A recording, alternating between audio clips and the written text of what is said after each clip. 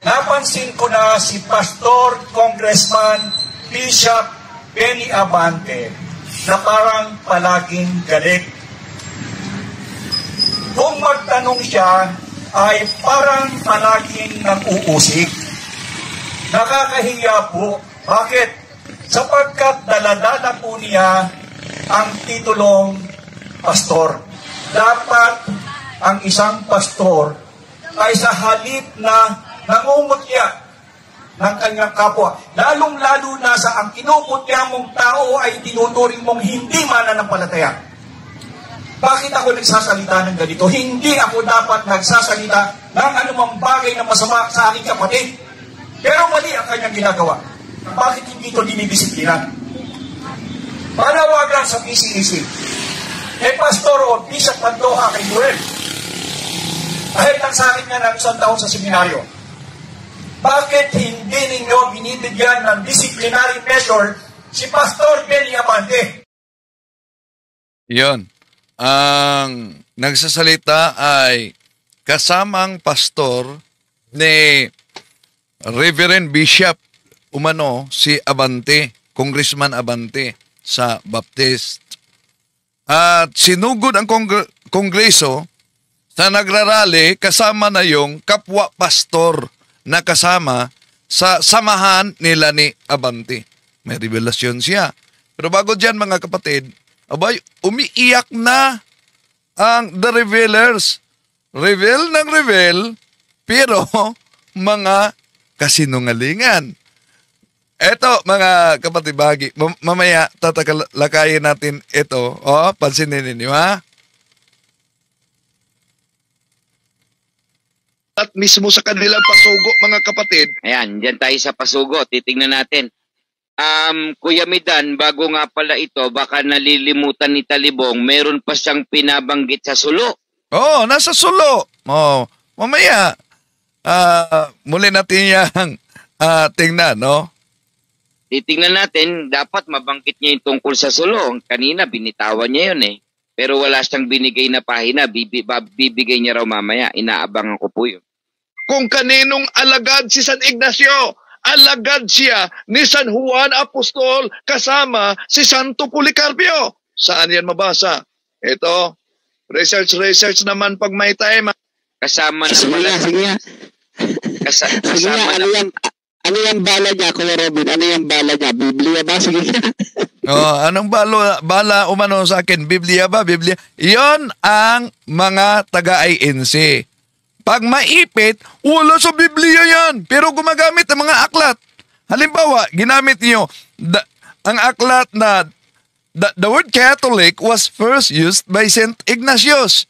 Nasa Biblia ba yan? Di ba nasa referensya? Ginamit natin ang pasugo nila, may kotisyon sa pasugo nila.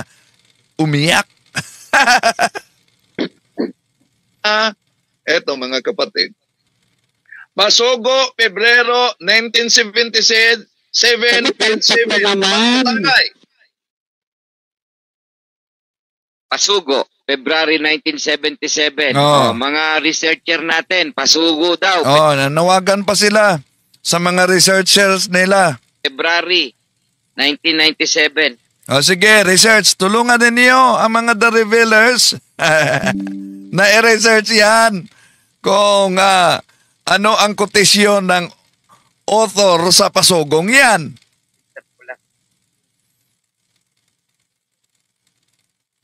Ano na? Screenshot lang natin. Screenshot muna. O, sige. Ano na? O, bakit? Nag-iisip pa siguro paano nila ito lulusutan.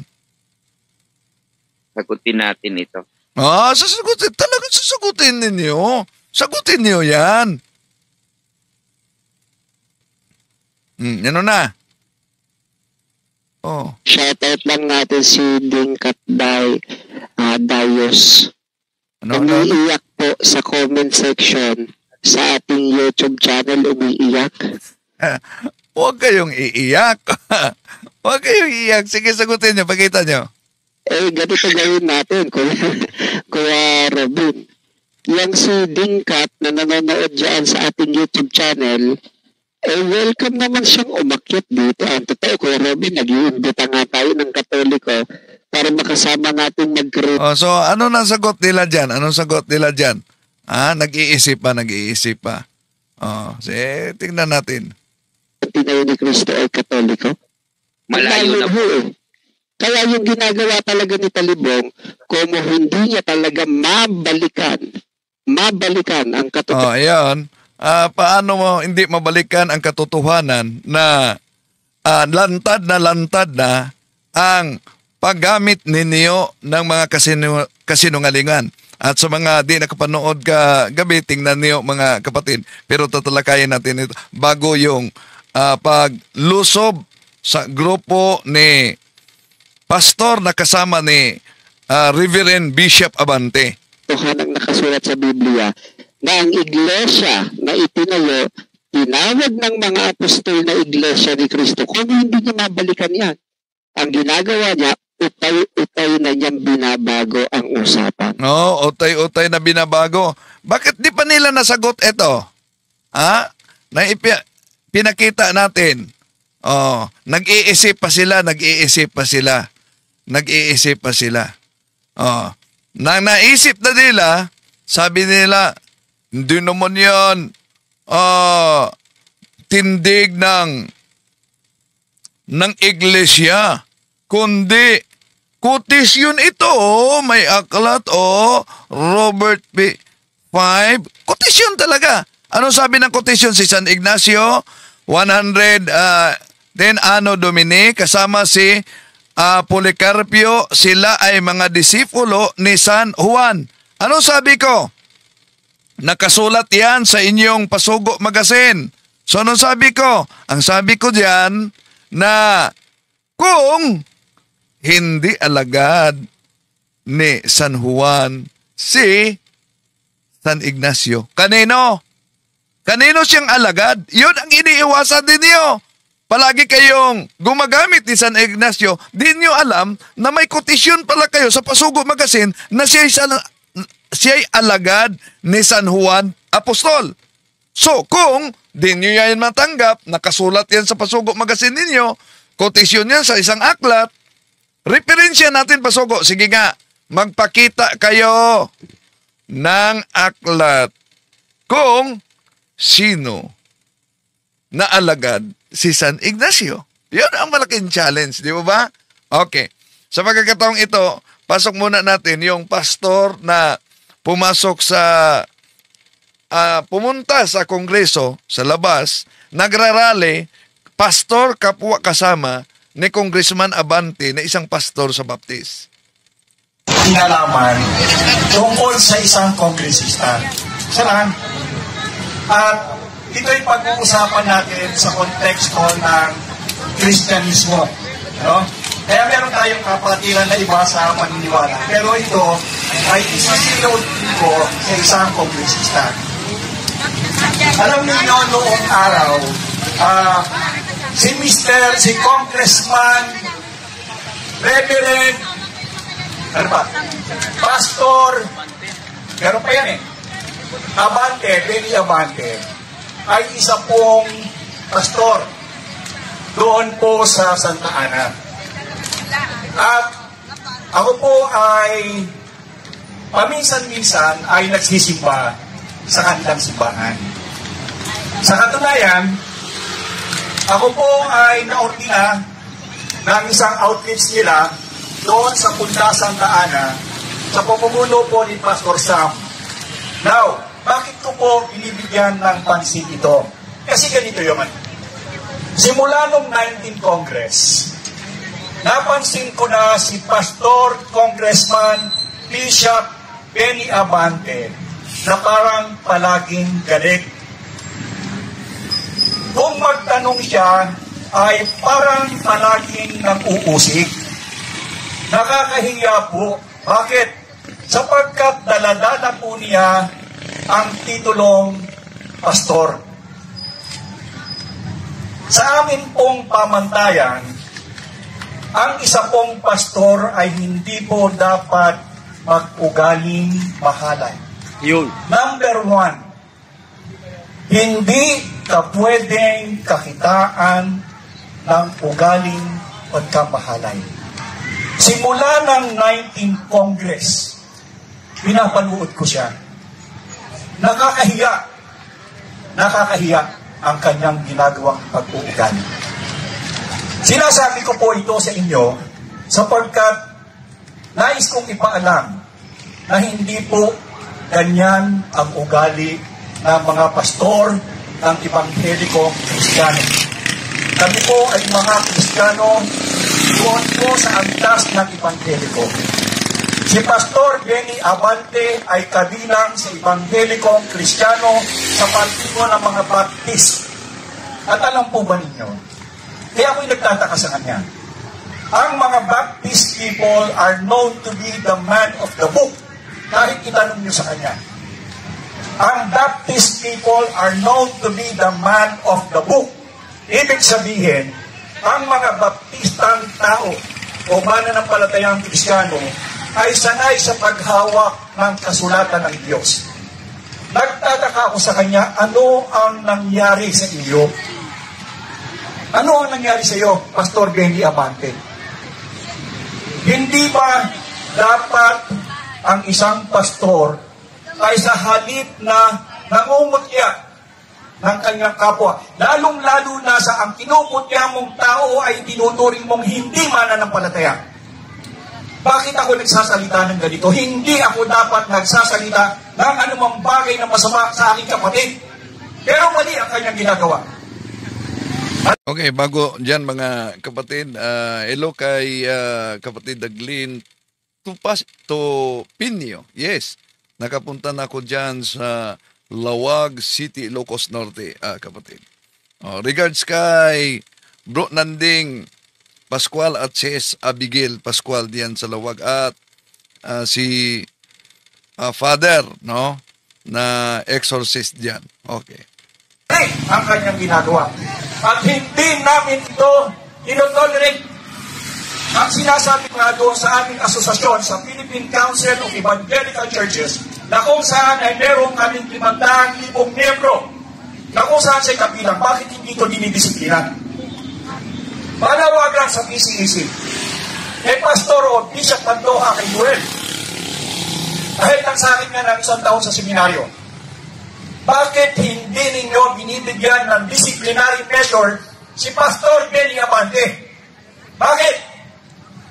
Hindi ugali ng pastor na dahil sabi kasi nakita niya dito sa investigation na si Pastor Benny Abante daw nagmumura na hindi kaaya-aya bilang isang pastor.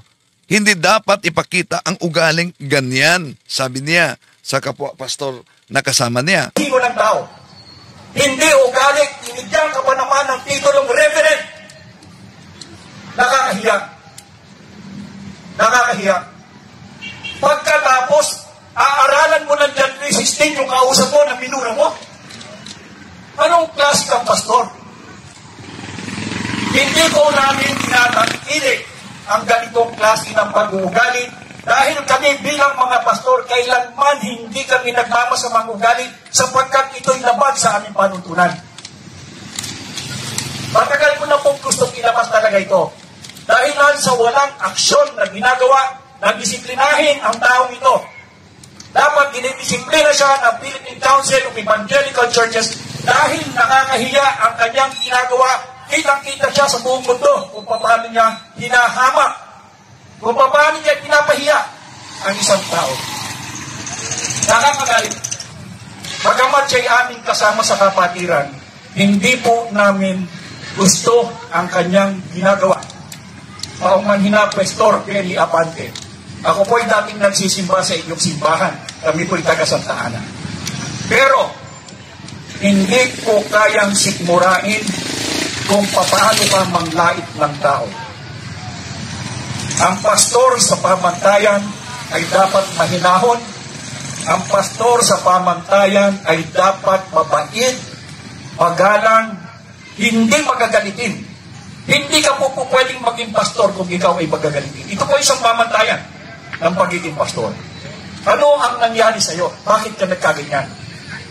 Sa mahabang panahon, ikaw ay iginagalang dahilan sa ikaw ay kagalang-galang na pastor. Ikaw ay binigyang titulo ng reverend. Pero kinain ka ng sistema ng politiko.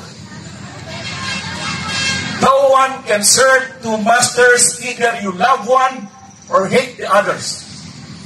Kung ikaw ay isang pastor, hindi ka po pwedeng maging politiko sapagkat ang tuunan ng dalawang ito ay hindi pareho. Kung ikaw ay politiko, sekular ang gawain mo. At kung ikaw ay pastor, spiritual ang gawain mo. Bakit mo pinagsabay? Na ang nangyayari ngayon sa halip na ikaw ay maging spiritual, kinain ka ng sistema at mas mataas ang nangyayari sa iyo ang panuntunan mong sekular. Kung mag-ugali ka, para ka ng ugaling hindi mananampalataya. Nakagagalit, Pastor Benny Abante, ang ginagawa mo. Isa pa, sa halip na ikaw ang magturo ng kabutihan, alam mong hindi ka nanalo. Alam mong hindi ka nanalo at alam mo sa konstitusyon o sa pamantasan ng ating batas, kung hindi ka nanalo, huwag mo nang igiit ang sarili mo. At bakit mo patuloy na ginagawa? Hindi ka ba nahihiya sa sarili mo? Meron kang komplikasyon.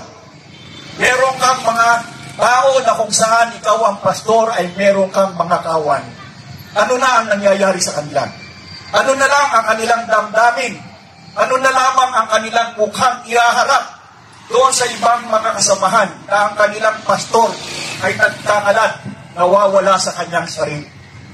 Ito po ang term namin. Kapag ang isang Kristiyano na dapat ay spiritual at siya'y nabuhay ng sekular, ang tawag namin dito sa taong ito ay karnal. Isang tao na nawala sa sarili. At Pastor Benny Abante, isa kang karnal sa aking paningin. Isa kang tao o ikaw ay isang pastor na nawala sa iyong sarili. Grabe, mabigat itong akusasyon sa kapwa pastor niya. Sapagkat araw-araw kung basta merong committee hearing, nandoon ka, nagagalit. Halos lamunin mo na yung iyong kinakausap. Ganyan ba ang isang pastor? Kung kaya pinupulaan tayo ng maraming, ay merong dahilan. Pero hindi ibig sabihin dahil lang sa iyo, kaming lahat ay madadamay. Bakit hindi magsalita ang isip-isip at itakwil ka sa iyong ginagawa? O disiplinahin ka sa iyong ginagawa? Kahit kapag kongresista, wala kaming pakialam dahil lahat tayo sa ating gawain tayo ay pare-pareho. Matatanda tayo sa iglesia at isa ang ating level kahit congressman ka man. Nakalulungkot ang nangyari sa iyo, Pastor Benny Abante. Malamang magre-rebuttal ka. Malamang sasagot ka. Sumagot ka hanggang gusto mo. Pero patuloy ang aking paninindigan hanggat hindi ka nagbabago ng iyong pag-uugali at pagtrato sa taong mga kinakausap mo. Hindi ako titigil magsalita laban sa iyo. Kung ako sa iyo, ikaw ay magpakumbaba. Alam mong ang iyong pwesto ay hindi sa iyo. Bakit mo kinukuha? Bakit mo kinukuha? Di ba ang iyong anak ay abogada at isa rin Kristiyano? Alam niya ang batas, bakit pinapayagan ka? Ano na ang nangyari? Nilamon na kayo ng sistemang sekular. Labas na sa pamantayan ng inyong pananampalataya. Ayaw kong sabihin atin sapagkat hindi ko ibinibilang na ang iyong pag-uugali ay katulad ko. Hindi po, Pastor Benny Abante. Sa susunod, makikita na naman kita, galit na galit na galit. At kung ikaw ay makipagtanong, hindi ka nagtatanong, ikaw ay nang-uuri ng tao. Tama ba yun? Sabihin nyo nga sa akin doon sa mga kapatiran na kung saan ay nakakapanood, tama ba ang pag-uugali na ginagawa ng isang congressman na tinatawag na si Pastor Benny Abante? Namumutya siya doon sa mga may proyekto ng flood control. Hindi ba sabi ni Mayor Isko Moreno, ikaw ay mayroong mahigit na 2 bilyon na flood control project? Nasaan ang 2 bilyon na yan? Ang alam ko na naipagawa mo ay yung hanging bridge sa tawiran ng Punta Santa Ana. Hindi ko alam kung magkano ang ginastos mo doon, pero yan ay dapat mong isiwalat sapagkat yung tulay na hanging bridge na yan ay walang 2 bilyong piso. Bakit? Kita ko yan ang ginagawa. Halos mahirapan na matapos sapagkat parang kulang-kulang sa mga gamit, sa materyales. Hindi ko alam. Natapos pero naniniwala ako. Kung yun lamang at hindi mo may papaliwanag ang halagang 2 bilyong piso at yun lamang ang sasabihin mong ginamitan mo ng flood control, Pastor Benny Abante, kulang ang pera mo.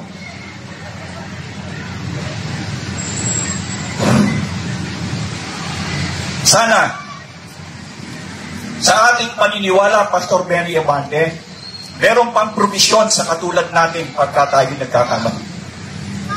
Nagtataka ako, dapat sa inyong simbahan, meron kayong mga matatanda sa iglesia na kung saan ang gawain ay tingnan kung tama ang pag-uugali ng kanilang pastor at miyembro.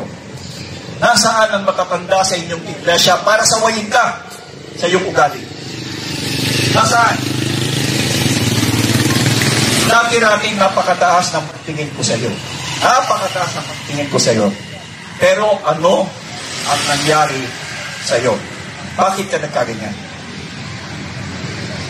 Mahalay, Pastor Benny Abante, ang pag-uugali mo. Tuwiran ko nang sasabihin sa iyo na hindi tama ang ginagawa mo. At nakakahiya dahil hindi lamang doon sa inyong simbahan na nakakakita. Ang nakakakita sa iyo ay buong mundo. Ang iyong simbahan ay international. Yan ang nakalagay sa iyong simbahan. Ibig sabihin, hindi lamang dito sa Pilipinas nakikita ang pag-uugali mo, kundi sa buong mundo. Sana, Pastor Benny Abante, baguhin mo ang iyong sistema. Kung kinakailangan mong magparaya sa iyong sarili, kung kinakailangan mong ikaw ay magpakababa at humingi ng paumanin sa mga taong pinagkasalahan mo sa pamamagitan ng iyong panunuring sa kanila, bilang kapatid at bilang pastor din, hinihimo kita na gawin mo sapagkat ito ang nararapat. Pero kung ang gagawin mo ay ako'y iyong gagantihan, welcome to the club, dahil hindi rin naman ako papayag ay ipagpapatuloy mo ang iyong masamang pag-uugali. Nawa, Pastor Benny Abante, hanggang hindi tayo namamatay, may pag-asa tayo, alam mo yan. So meron pang panahon para humingi ka ng paumanhin sa mga taong pinagkamalian mo. Humingi ka ng paumanhin kung kanino ka nagkulang at kung kanino ka nagkasala. Dahil Pastor Benny Abante, ganito ang ating ugali. Ganito tayo namumuhay. Tayo ay mga tao na kung saan, alam mo kung ano ang ginawa ng Diyos sa atin. Lahat tayo ay may pinagdaan ng masama, subalit tayo ay pinago. At sa ating pagbabago, Pastor Benny Abante, ako'y nakikiusap sa iyo. Sa susunod na iyong pagtalakay sa komite, huwag mo namang sinuhin ang tao. Sa halip na iyong pagalitan, ay iyo siyang payuhan.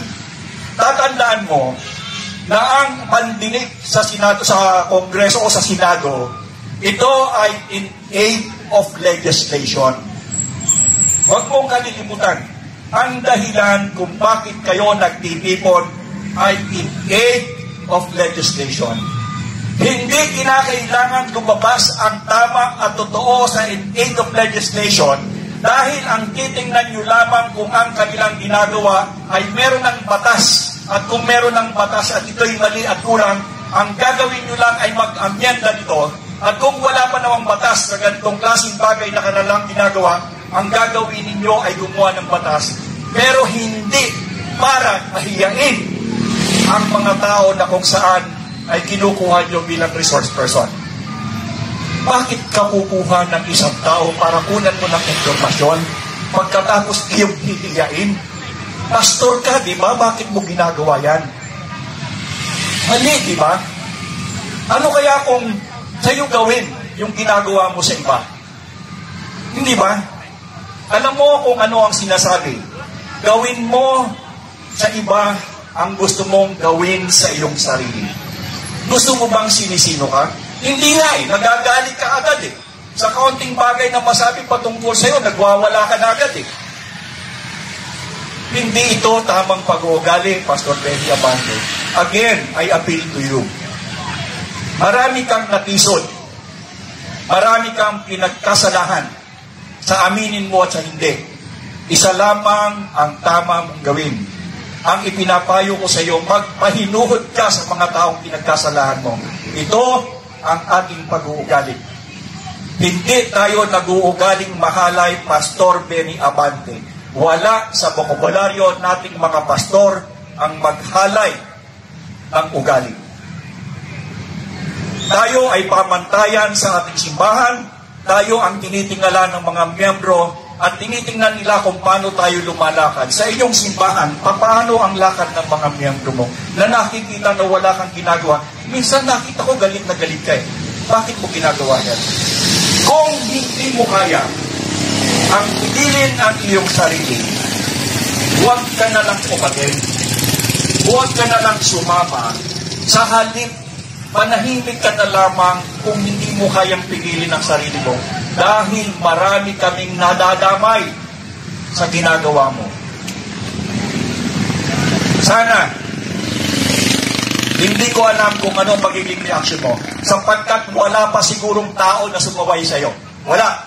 Dahil kung merong sumaway sa'yo, noong una siguro nagbago ka na. At palagay ko, ito ang unang pagkakataon na sinasaway ka. At hindi ako nangingiming sawayin ka, Pastor Benny Abante, sapagkat alam mo na hindi tama ang iyong ginagawa. Ipaglaban mo man ang iyong paninindigan, mali at mali at mali ka pa rin, kahit anong gawin mo. Ang tamang gagawin mo, Pastor Benny Abante, ay magpakumbaba katulad ng ipinapangaral mo. Gawin mo ito sa iyong sarili. At kapag ginawa mo yan, Pastor Benny Abante, ako'y magpapasalamat sa iyo. Alam mo yan, kung ano ang bunga ng pagkababa, alam mo kung ano ang bunga ng nagpapaumanhin. Yan ay palagi mong itinuturo sa iyong simbahan.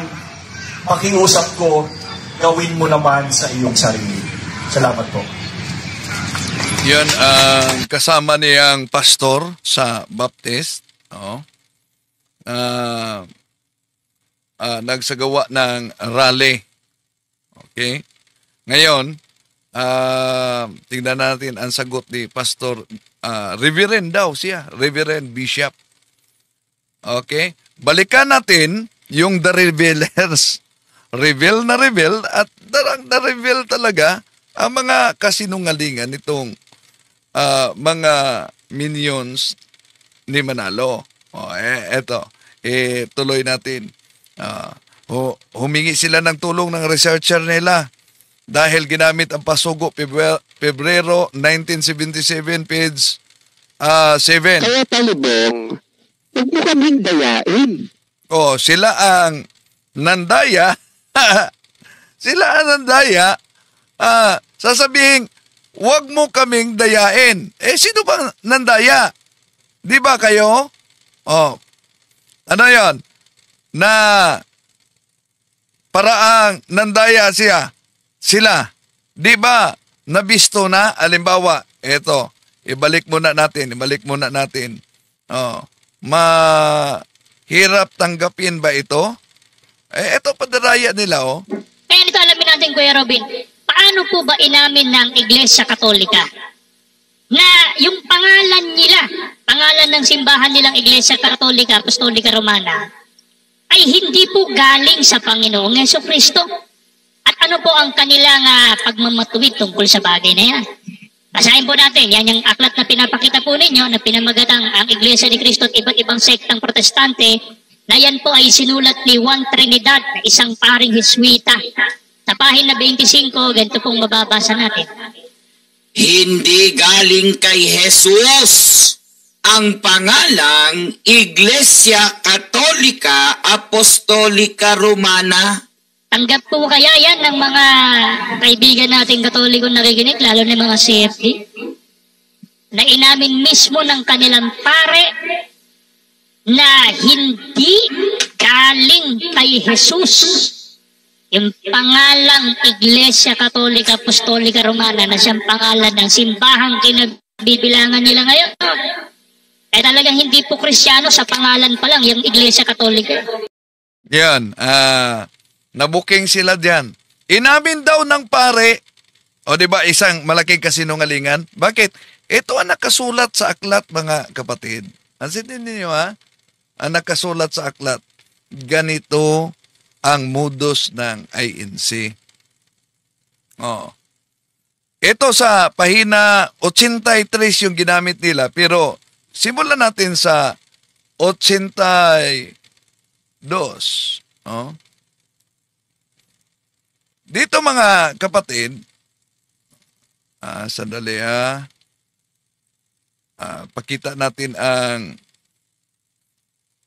aklat na ginagamit nila sa mga ngaral ng although itong grupong ito hindi opisyal sa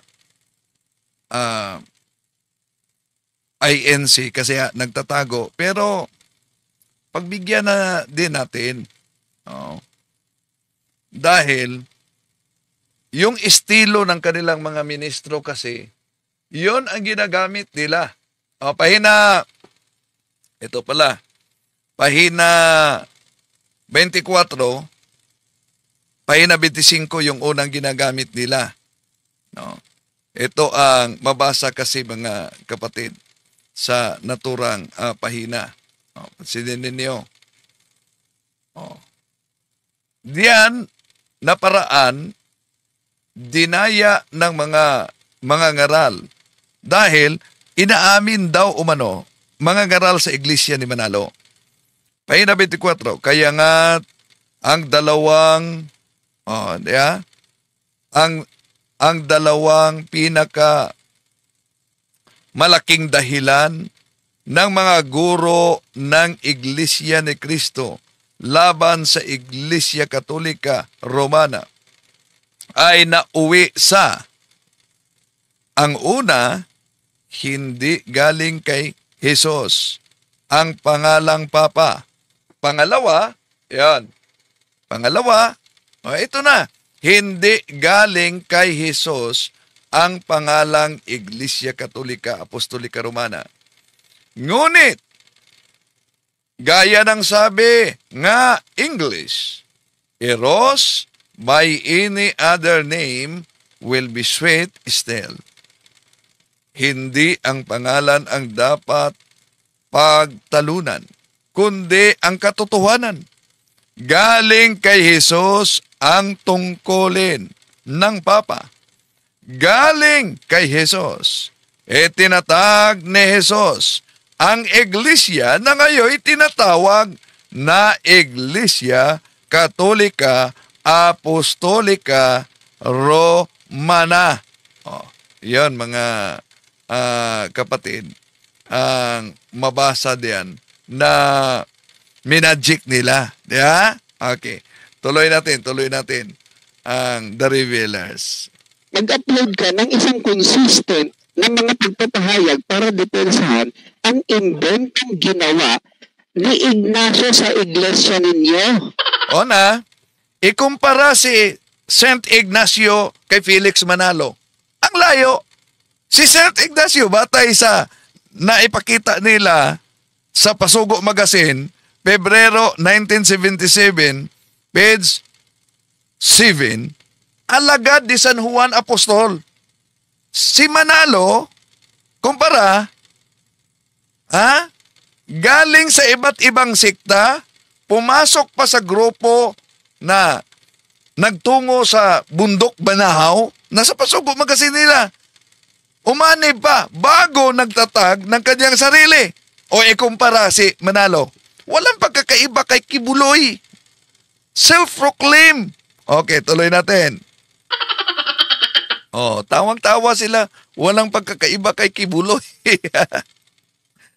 Si Felix Manalo.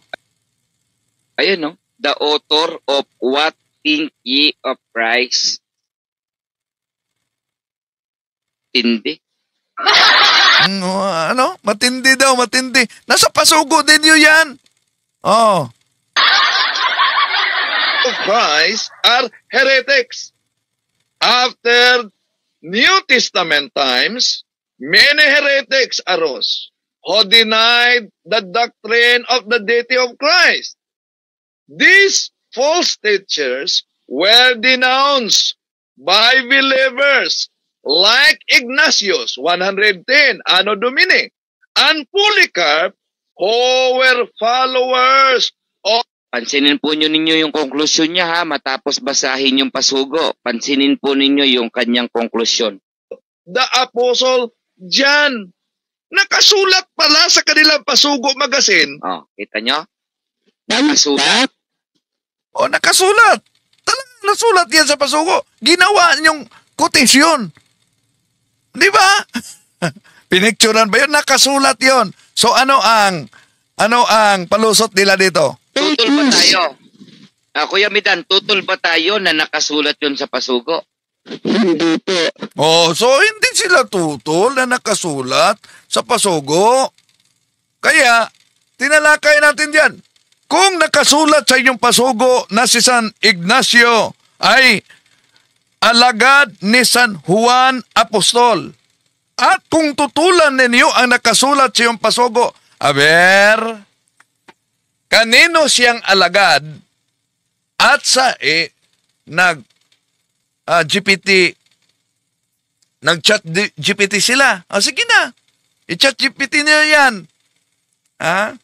Kanino siyang alagad kung hindi siya alagad ni San Juan Apostol? Yan naman ang pahayag ko, di ba? Pero yung konklusyon niya, sa terminong nakasulat pala, ipinagpapalagay niya, stand natin yun. Diyan siya nagkakamali. O sige, palagay natin, hindi talaga ninyo matanggap yung kotisyon na yan. Nasa kotisyon na binasa, siya'y alagad ni San Juan Apostol. Sige nga, challenge natin nila mga kapatid. Kung si San Ignacio ay hindi alagad ni San Juan Apostol, kanino siyang alagad? Nasa pasugo nila yan, nakasulat. Oh, so ano bang lusot nila? Sabi na, tutol ba tayo na nakasulat? Hindi tayo tutol. Pero hindi natin yan tindig. O sige, hindi nyo tindig. Pero kinokot ninyo, pinakita ninyo si San Ignacio ay alagad ni San Juan Apostol. Kaya, ito ang challenge natin. Kung tutol kayo na ang simbahan Katoliko, di ba sinabi natin, hindi tatag ng ating Panginoon Kristo, sino? Yon, paiba-iba ang kanilang pahayag diyan kung sino ang nagtatag. Kaya, challenge natin, nakasulat sa pasugo ninyo kahit sinabi niyong hindi tindig. Si San Ignacio ay alagad ni San Juan Apostol. Kung hindi nyo yan matanggap dahil hindi ninyo tindig, kaninong alagad at anong mabasa na referensya na si San Ignacio ay hindi alagad ni San Juan? Wala kayong mabasa niyan. Okay, tuloy natin. Engot, Engot sumagot ng mga context pagka ang pag-uusapan. Oh, so ingot talaga, no? Pag-uusapan ang nasa pasugo magazine nila, yun. Ingot talaga. Mahirap ba talaga sagutin ang nasa pasugo ninyo? Ay gustong-gustong makabawi. So, nakabawi ba ang Iglesyang Tatag ni Felix Manalo sa palaging pag-expose natin mga kapatid? Hindi. Mas lalong nadidiin. Saka ang usapan dito, Kuya Robin, pangalan ng Iglesyang Tayo ni Kristo. Yes, pangalan ng Iglesyang Tayo ng ating Panginoon Kristo. At ang usapan natin kung tingnan natin ang inyong SIC registration, ang sabi, nagtayo sa Iglesia ni Cristo 1914, Punta Santa Ana, si Felix Manalo. Ano ang sabi sa isang Pasugo magazine pa? Ano ang katibayan na ang Iglesia ay walang kaugnayan sa mga apostol? Dahil ito ay nakarehistro sa Securities and Exchange Commission. Ito ang katibayan. Di nyo ba yan alam? Na ginamit niyong katibayan para palitawin na walang kaugnayan sa mga apostol dahil may rehistrasyon, SIC registration. Ginamit niyo yan sa ibang sikta. Nasa Pasugo Magazine yan. Nauna natin ginamit yan, mga kapatid. Kaya, ang tanong, narehistro sila. Sino ang nagrehistro? Sino ang founder? Si Felix Manalo. Kaya, yung tinatawag na game name deception ng INC, hindi maaring tunay na kayo dahil sa pangalan lang. Dahil tatag lang kayo ng tao na si Felix Manalo. Okay, tuloy natin. Hindi ang ipinag-uusapan dito si Ignacio o si Polycarp. Hindi yun ang pinag-uusapan. Hindi daw umano ang pinag-uusapan si Ignacio o si Felix.